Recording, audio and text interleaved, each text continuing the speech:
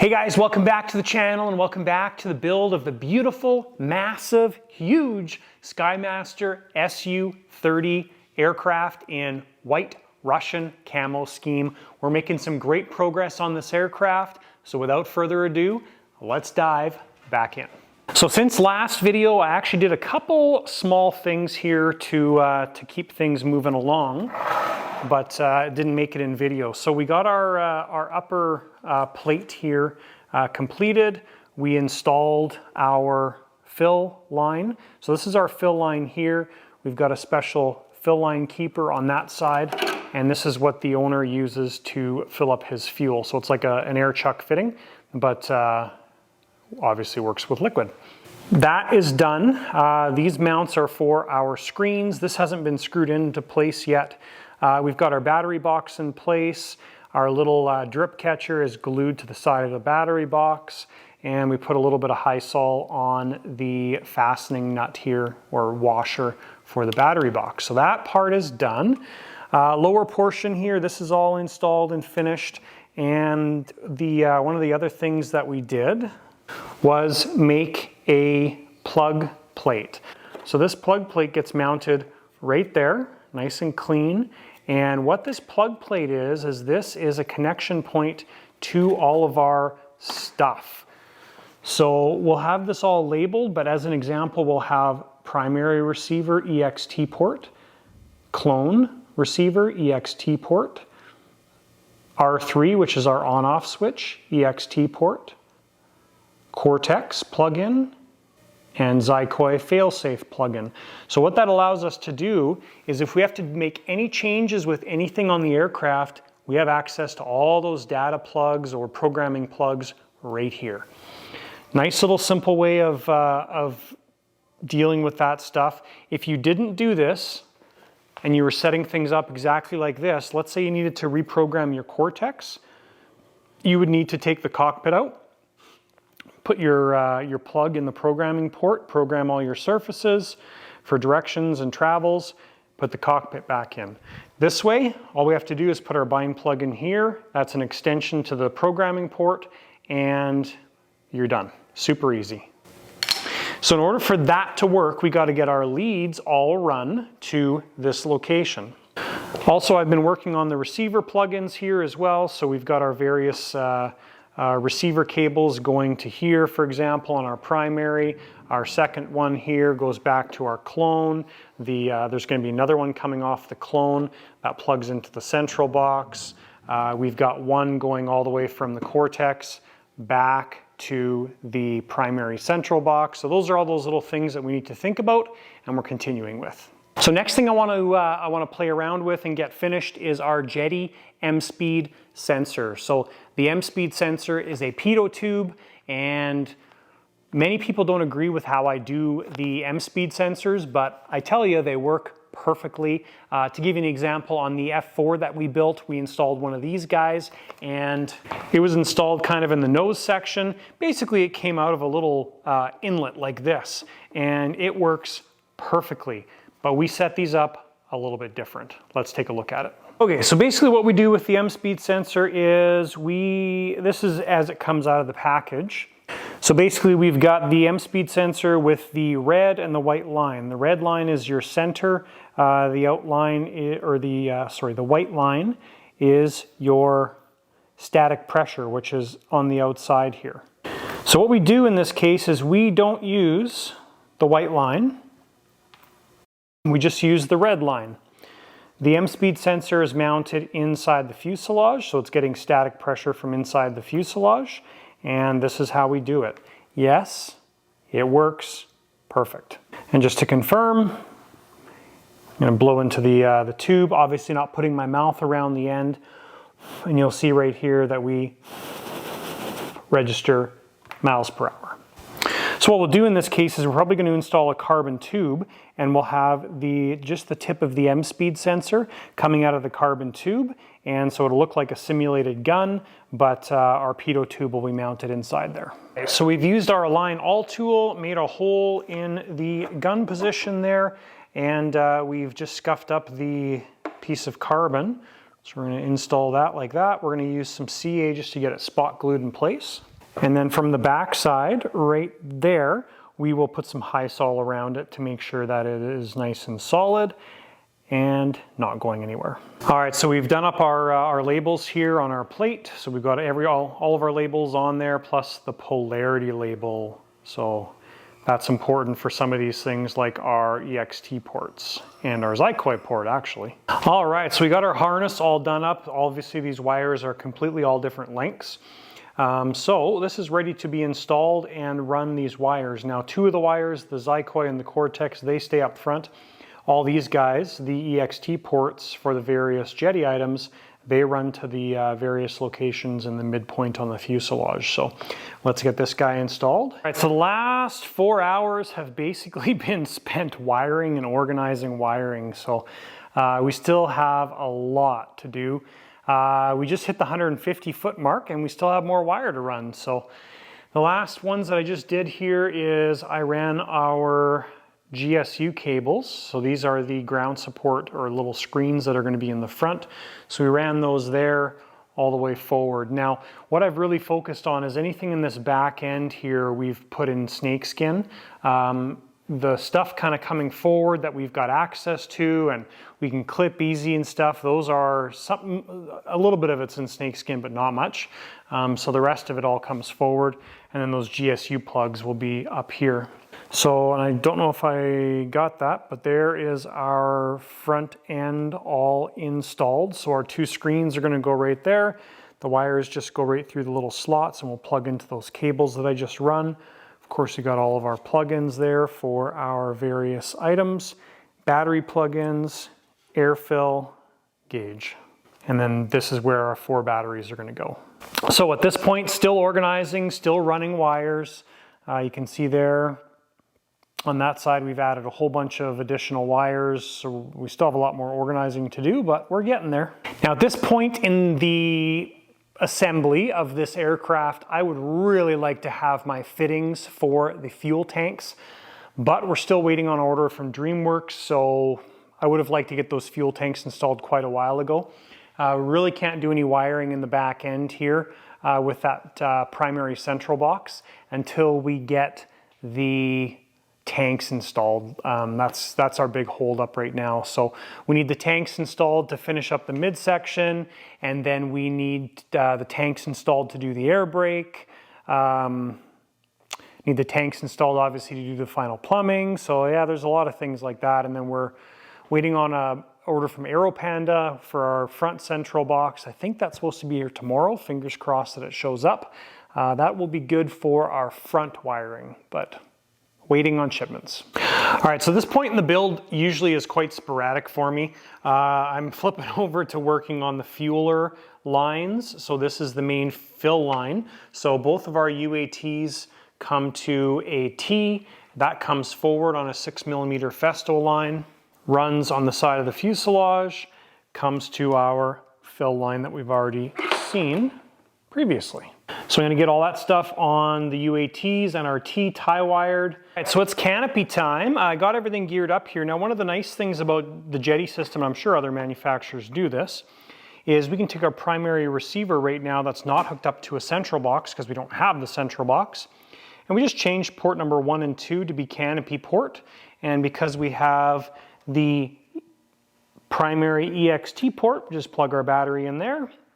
And we can test everything and run it out on the primary receivers. So nice and simple. So we got everything hooked up, obviously got the canopy installed. I did change the valves out. So these are Festo adjustment valves. These ones are cool because there's an arrow on them and they only restrict in one direction.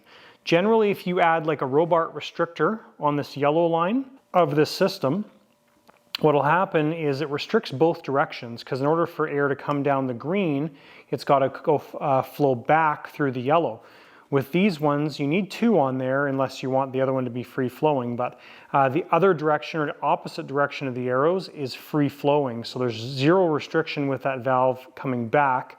The other valve provides that restriction. So nice thing about that on the canopy is you have small adjustments here, so we can really restrict the opening, and the closing we still want a little bit of force so it actually comes down and sets itself, but the opening we can really slow that down and Works really well. So let's take a look at this in operation. Okay, so I've played with the timing a little bit here. So I've knocked the lock timing in the sequence down to 5.5 seconds. So canopy closed. And 5.5 seconds, you hear the lock. There we go. It's locked, nice and firm. I saw it pull itself down, and canopy open. Awesome. We have that airflow really restricted on the canopy open, so it kind of has to build up and build up and build up. So works good. All right, so again, doing some random stuff here, just kind of playing around with the cockpits. And I want to fit the pilots onto the seats here and figure out how we're going to make the operational heads work. Fortunately, these headrests come off. They're just bolted on because these straps are way too long. Like, this is insanely long, so we need to shorten those straps up. So we've pulled one of these guys off, and you can see there what it looks like. So what we can do is we can get our pilot fit now and then put the headrest back on. These headrests are also very hefty. I think they're molded out of clay or something. Like, that's pretty nuts. Anyways, let's get the pilot fit here. So we shortened the straps, took about 1 inch of strap material off, and just CA'd those in place and reused the screw in a different hole, so those definitely won't go anywhere. Now we can put the head rest back on, and this fits the pilot much better. So what we're going to do is we're going to use shoe goop and glue our pilots in place and weigh them down. You don't want to use the straps here to hold them in place, because these are pretty fragile pieces in the center, so they're just decoration. You don't want to tension those things. So anyways, I'm going to get the headrest back on, and we will goop our pilot in place. Now these pilots have moving heads, so we've got the servo lead coming out of his butt, and we're just going to have that coming off to the side here, where we are going to figure out our wiring for that. So both of the straps for the pilots have been shortened, the head's been tightened on, Loctited in place, and the pilots have been shoe gooped in place, so they are both good. We're just letting them cure, and we will come back to these guys when they're ready. So we took everything one step further on the little labels here, and we made up some 3D printed labels. So these are for all of our plugins on the servo connectors. So I designed this in Tinkercad and used a 0.2 nozzle, so the fine nozzle, to print this up. It's 0.5 millimeter thick, and the writing's 0.5 millimeter thick, so it's also made of PETG, so it's heat resistant and flexible and perfect. Now I also just made some for the battery plugins. Let's take a look. So these just finished printing on the Bamboo printer. Love this thing. And there we are. I think they're going to fit underneath the batteries. I designed them to be just a reasonable size, but those are going to replace the labels on our battery plug-in area. So we got the second central box, which is going up front here, and I'm just kind of playing around with everything, getting everything set up.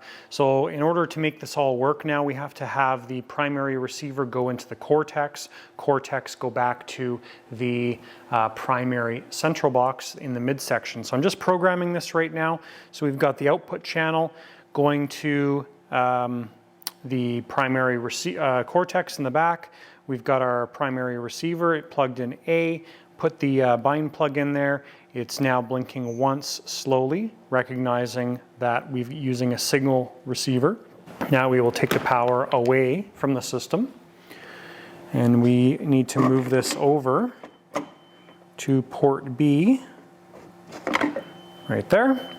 And now when we start this up, we should be able to program the gyro. So we'll add power back to the system, and it should go through our startup sequence here. There we go. Green flashes, so right aileron, left aileron, forward elevator, back elevator, right rudder, left rudder, and gyro off. Gyro on. There we go. So that's good. Now we're programmed there. We can power off the system. So now when I power this up, our primary receiver and everything's going to work. I could have just plugged the primary receiver into the central box, but what would have happened is I would have had to change our wiring, because right now our wiring's all done, coming to the front, going to the back, everything there. So now I'll take the power away from this and start it up again. All right, guys, so I was trying to figure out how to switch on these central boxes. That was the whole point of all this. And we actually got a device that I just opened up that I didn't even know we got. So anyways, the way I've done this here is an R3 is right here, which is our remote on-off switch. There's a Y cable plugged into the operation port. This Y is just a standard Y. There's nothing fancy about it. So one lead goes to the switch on the central box. The other lead goes to the switch on the other central box. We've got batteries plugged in both. So this is a uber simple solution. Waiting for a response from Jetty to see if there's any issues with this, but right now everything turns on. We've got our data bus cable between the two as well, so this is exactly how it's going to be set up in the aircraft, but right now this servo has power. It's just plugged into the central box, the second one. So I guess that's an option. Seems to work fine. Receiver off. Warning. Low voltage. And this is the unit that we got. So this is a expander SW4.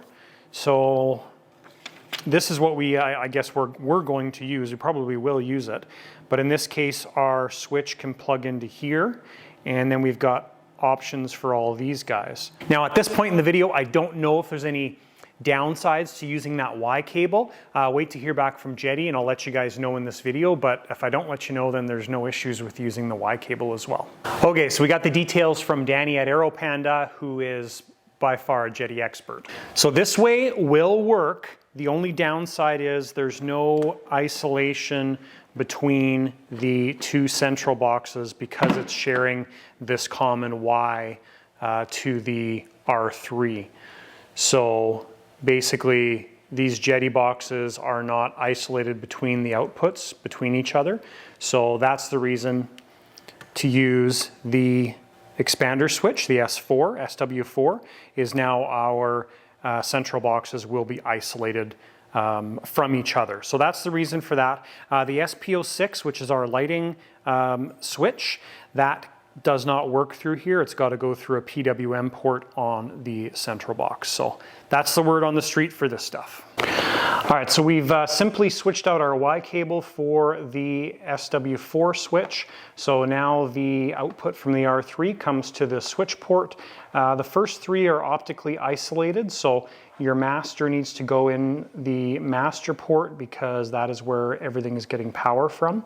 And then our second central box is in optical 1. So I've tried it, works good. Now that we know the layout of this thing, it's going to be fairly straightforward to wire this into the system. So we'll do that, and then we will start looking at installing our second central box and getting this thing wired up. All right, so we've installed the SW4 box right there. And the reason for putting it here rather than in the front is, number one, you still have access to it right here. You don't need regular access, but we're also having shorter wire leads. So if we put that in the front, we need one wire going all the way to the front and another wire coming all the way to the back. This way we've got a little wire going to the box and then a little wire going to the primary central box and then a little bit longer wire going to the front. So that's where we're installing it.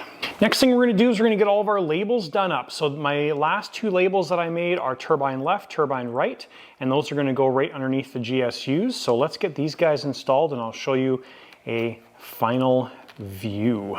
All right guys, so I'm getting ready to install the front board here with the central box on it. So just tidying up some final things. So we hooked up our power for the V-Speed compressor and also our SPO6, which goes to the lighting setup. So that's all done. Power for everything is finished. So we can get our central box mounted to the front board, and I think we can install that board for the last time. All right guys, so we've got the central box mounted to the board here. We've got the board in place. Now I haven't screwed the board down yet just going to do some final checks here, and we have to shoe goop some of our connectors still. So the connectors that go into the Zykoy sequencer, we need to shoe goop those. So we'll just double check that stuff before we screw that board down. All right, so we've got our power and everything hooked up. The system is on. We've got some of our basic connections done in the front central box here, like our switch, our R1. So this signal is now coming from the back primary central box. So what we need to do now is we need to go in and do all of our connections and inputs on this central box. So let's take a look at the radio and see what it comes up as. So on the radio, we go into Model, Device Explorer, and we've got our two central boxes here. So I'm assuming this is our primary because the other one's hanging off, but we'll confirm that. So we'll go to servo output mapping, and yes. So this is our primary one. We'll exit out of here, and then our secondary one, our front one, is hanging off the 210. So we'll go in there and take a look at it. But first, since we've got our Cortex set up now, we'll go in here, change the servo type. Our direction is normal, and we won't do anything else but just that stuff. So now we'll go into 210, the second one, and we can do our servo output mapping. So we can go on here, and now we can change each of these pins to be whatever we need them to be. So we'll just go through all of our outputs and hook them up. All right, so we got lots of the stuff plugged in here at the front. All of our channel layouts done nice and clean. Now there's a couple things we've added to this system. So we've got R1, which is our signal, our EX bus signal coming from our primary middle central box, which is back there in between the tanks. Now we've also got a cable coming from R2, which is another receiver, going to the Cortex B side, which is right here. So one of the benefits of that is this R1 cable, which feeds from our primary central box, if we come back here and unplug it, that should stop our signal coming to this central box, but because we have the second line going to the Cortex, everything still works. So if I operate my brakes, that still works fine. All right, so we just got all of our power wire done. So we did our big leads going to the primary central box. We have our secondary lead coming off of battery number 2. That plugs into the chute mechanism, which ultimately is a gear controller right down in that area. We've hooked up the leads to the front central box. So now what we'll do is we'll put some batteries in our front tray. We will plug those batteries into our appropriate sockets and confirm that everything works. Okay, we're having some issues with our telemetry lines here working, and kind of been playing around with it, struggling with it. And then what I thought about doing was just unplugging that cable that we added in between R2 and the Cortex as another backup. And as soon as we unplug that, everything works perfect. So in this situation, we can't use that cable. All right, guys, we got some final changes here to the receiver layout. So this is our new panel. I've got to add a 900 EXT plug-in, and I will draw out exactly what we're doing here, so it's going to make more sense when I try and explain this. So I'll draw that out and show you. All right, so here's our final layout. Sorry for the amazing drawing. I know it's pretty awesome. That's the tail end of the plane. These are the stubby little wings. So this is our final layout. I just want to share it with you guys so you understand. So we've got two central box 210s. Our primary is in the back. Our slave is in the front. Our Cortex is in the front. Primary Rec 7 is about there. The 900 is going to be in the front of the aircraft, and the clone is back here. So this is how we have things laid out. So we have our primary Rex receiver going into our Cortex. Cortex feeds to the primary central box back there. Plugged into the primary receiver is a backup 900. That's plugged into a backup input on the Rec 7. Our clone goes into the primary, so there's two EX bus outputs on the clone. That goes into primary central box and into the slave central box. So now what happens if we disable the primary, all primary signals, which means the clone and the primary receiver, the 900 still works. If the Cortex fails, the clone still sends signal to our central boxes. If the 900 fails, that doesn't matter. If the primary receiver fails, the clone takes over. So we are covered as much as possible. This setup is absolutely rock solid. We don't generally put a 900 in here, but the reason we're putting a 900 in is because we have an open port, and why not? So great rock solid setup here in this aircraft. Okay, so we do have to change a little bit of wiring with the new system, but basically what we need to do is we need to modify our label setup here. So this label needs to come off, and we need to add one more port for our 900 EXT plug. So we're gonna pop this guy out, and we will make another port. So we got all of our wiring done for our receivers. Last thing that I was working on previous to doing this receiver setup was our lighting system. So what was happening was the central box was backfeeding power to the SKYMASTER lighting controller back there. So even when we turn the SP06, the remote switch, off, the lighting system was staying on. So the solution to that is our two lighting plugs, which are 7 and 8. We've taken out the positive and negative wire, and we just have our signal wire in there, and that eliminates the issue. So now if we turn the lights on, the signal operates properly based on the servo output of that channel.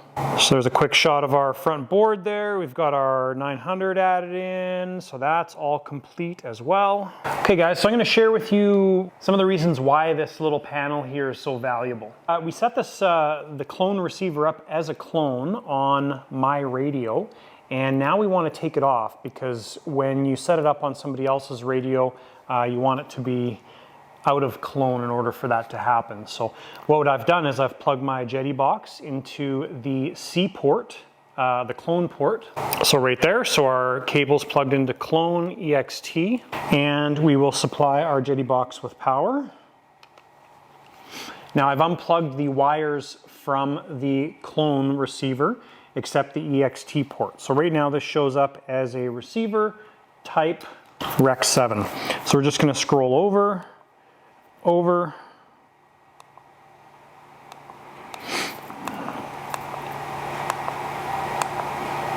Okay, to our measure screen. So what I'm looking for is our main setting. And basically getting to the RX mode, which right now it's set up in clone. So we want to take this out of clone. We're going to hold the button to the right, and now that receiver is back in normal mode. It's that simple with a Jetty box. So now this receiver is set up as normal. It's not a clone anymore, not difficult to get out. So we'll just take our power out. And if we want to confirm that, plug it back in.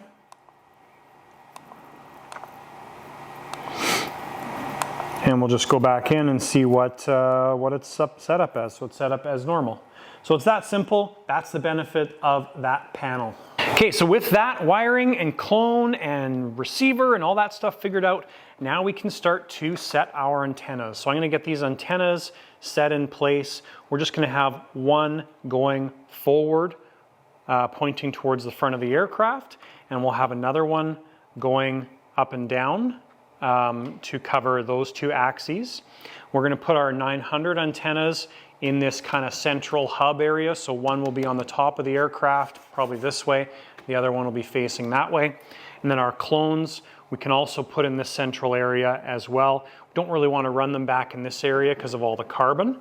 So we'll just avoid that. So we'll put all of those receivers in that area. So we're going to get those mounted, and then we're going to start working on our pilots. So we got our plugins done for the cockpits, the movable heads. Now I was thinking about having them run through the bottom. The problem there is you really need to avoid having anything hanging down here because of the landing gear and everything comes up. You can see the cutout here for the actual gear itself. So I just figured best to keep it up top here. So when these pilots sit in there, this actually just comes through the side of the cockpit and will connect to the servo plug for the movable pilot. Ultra simple, ultra clean, easy to undo and do back up. So you can put the pilot in here, get them bolted in place, get the cockpit piece bolted in place, and then feed this through and do it up. So I think that's a good solution. Keeps things clean, but also still very accessible. So next thing we're gonna do before we start putting our cockpits in is we wanna get everything gooped. So we're gonna go through and we are gonna goop all of our connectors here. I'll show you guys exactly what I do. I've talked about this in every video, but let's actually go into a little bit of detail with it. Okay, so the goop product itself, there's tons of different types of goop. So this is, what is this? Well, this is Amazing Goop Automotive. All the goop products are identical. There's nothing different with them other than the marketing behind them. So if you get shoe goop, it's the same as this stuff. If you get marine goop, plumber's goop, they're all the same product, totally fine. They all work the same. Now the other product is E6000, this stuff here. Same product, but it's a little bit thinner. So I don't generally use this for wires. I use it for like putting scale parts on the plane, light lenses, things like that. So because it flows a little bit better. We'll get this guy opened up. I'm gonna get Trusty out because Trusty is always the perfect tool for this situation. And let's get some gooping done. Okay, so we just take a little bit on the end of Trusty bent screwdriver, and all we're doing is coming here and just putting some between the servo connector and the unit that you're sticking it to. So in this case, it's the primary receiver. Now I don't want these receivers to pop out of their little homes. So I'll take a little bit of goop and we'll put it on the receiver and the mount. Simple as that, guys. We've got our 900 receiver right back there. So we'll take a little bit of goop. You don't need much. And just put it on the connectors right there. So the nice thing about this, if you guys haven't used this before, I urge you to give it a try. There's no goop sponsorship or anything like that. But the nice thing about this product is it sticks really well. But if you, once it's cured, if you took those servo plugs and pulled them out with a decent amount of force, they come out. You can just take the goop, you can peel it up and just peel it off, and it's gone. So works perfect. Thank you, Trusty. Definitely qualifies for a tip time, and this tip time has been brought to you by Trusty bent screwdriver. All right, so we've got our pilots installed. Right now I just have one of the pilots paired to the rudder channel, one of them paired to the nose wheel steering just because they're backwards, which is better than being both looking the same direction. Anyways, there's our moving pilots. Didn't bother doing anything with their straps yet because we're gonna have to take them back out to do some stuff, but yeah, they look pretty darn good. All right, and there she is, Canopy on. Canopy is actually pretty simple to get on this plane, which is very nice. Looks really good. Looks like an SU. All right, guys, and it's a good day. Our DreamWorks order arrived safe and sound with some very critical items that we've been waiting for. So the part of our order that we've been waiting for the SU has been our 4 tank fittings, our bung fittings, and our 3 high flow vent fittings. So let's gather our tanks up and prepare to install these. All right, so we got our tanks out. The bung fittings are all replacing or going in the holes that are already there. We need to obviously make them bigger. First thing I like to do is get the hole size. Now obviously we have to go significantly bigger. So I'll use a step drill, and I'll show you a bit of a trick when we get to drilling these Kevlar tanks. Okay, so when you're drilling the Kevlar tanks, this is exactly what happens, is they will fray and just go crazy. So I'm gonna finish drilling this one out and I'll show you guys what I do to solve the problem. Now these tank fittings are 31/32, so you could call them 1 inch. So we're using our step drill here, and I've got a little Sharpie marker there on 1 inch, just because I use it pretty much for this. So that's my 1 inch mark. So we're just gonna get this first drilled out to 1 inch.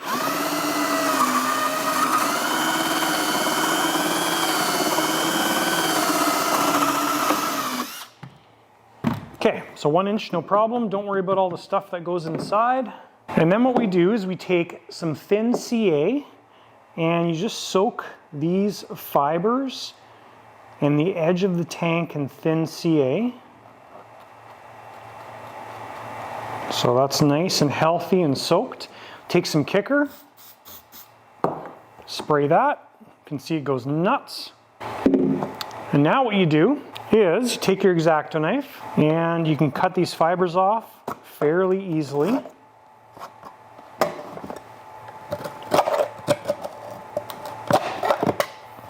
Like that. Went a little crazy on the CA, obviously. It'll just peel off.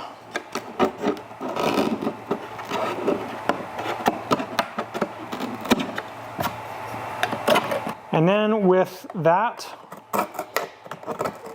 the fibers off, there we go.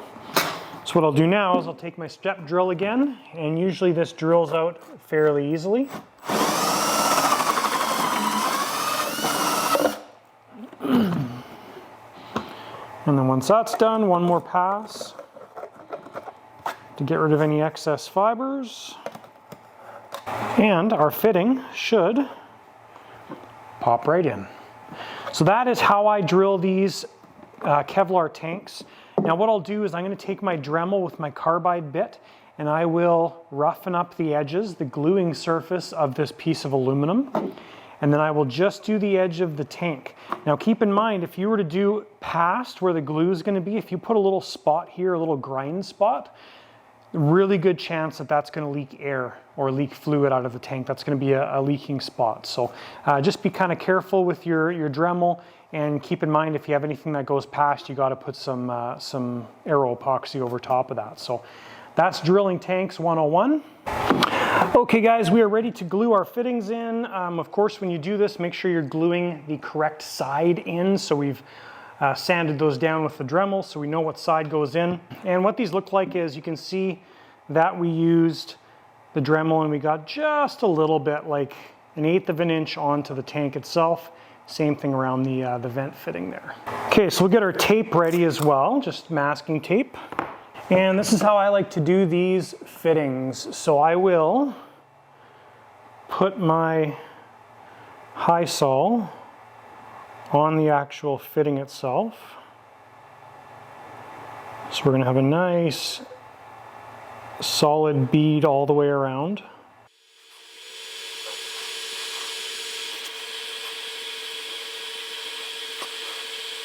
Okay, so just like that, nice solid bead all the way around. I've already got it on my finger, so I'm not going to try and switch it. And I find when you do this, you just want to do it in one motion, not spend a bunch of time or effort trying to tool it or make it smooth or anything like that. So we've got it installed. We're going to give it a bit of a twist to get the epoxy laid down nicely. Now I would generally do all of the fittings and then do what I'm doing right now, but for the sake of video, I will do this first. So we're just going to take our gloved finger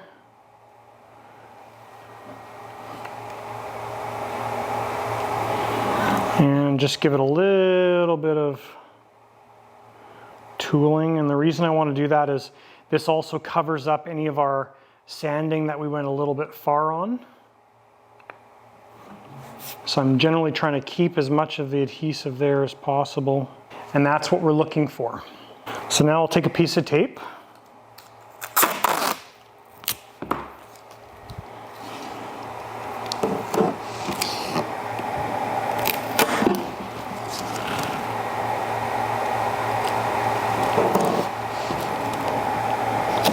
And we'll tape that down so it's not going to go anywhere. And we'll do our thread in fitting. Now when I did these holes up here, I did them just the right size so the fitting itself can actually thread in to our hole. So because I sanded that down a little bit, I'm just going to double check. So that works good. Now I went on the position in the tank, so it's kind of sitting at about a little bit of an angle there. It's not going straight down, and I didn't want to go in this area because it might impede our air brake cover that goes on top of the tanks. So what I'll do with this is put my high sol on the threads. Now these guys, I don't generally tool them afterwards, so I like to go a little bit heavy on the high sol to make sure it seals everywhere. So we're going to take this, trying to keep our angle here. Awesome. Now I like to go too far and then back it off. Now what I'm trying to do is I'm trying to get the epoxy touching the lip of the tank. So right here, it's correctly touching the tank, right in that area, it's not. So I'm just going to give this a little bit of work to cover up our sanding area. So all I'm doing is pulling that epoxy down.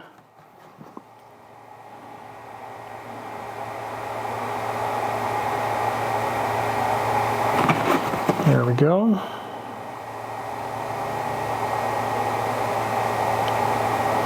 There. And I don't want to tool these fittings, because if you try and smooth them out, it just makes a disaster, I find. So I'm going to have that pointing straight down, and it's coming out at a bit of an angle. So that is how I glue the fittings in the tanks. All right, guys, and I'd like to take a moment and just share with you the opportunity to become a channel member. There's been a few of you guys that have hopped on the channel membership, and thank you so much for that.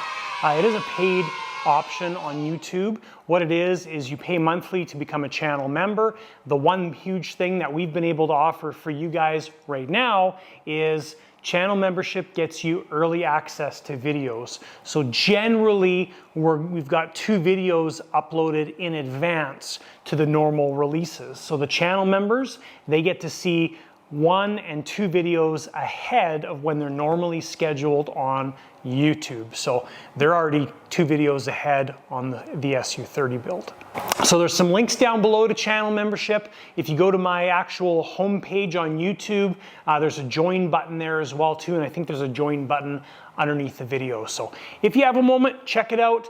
And to those channel members, thank you very much. All right, so we've got our tanks all glued, everything's taped in place, and we are just gonna let these things sit till tomorrow. So tomorrow, 24 hours from now-ish, we will get our bungs dealt with and fit out and everything.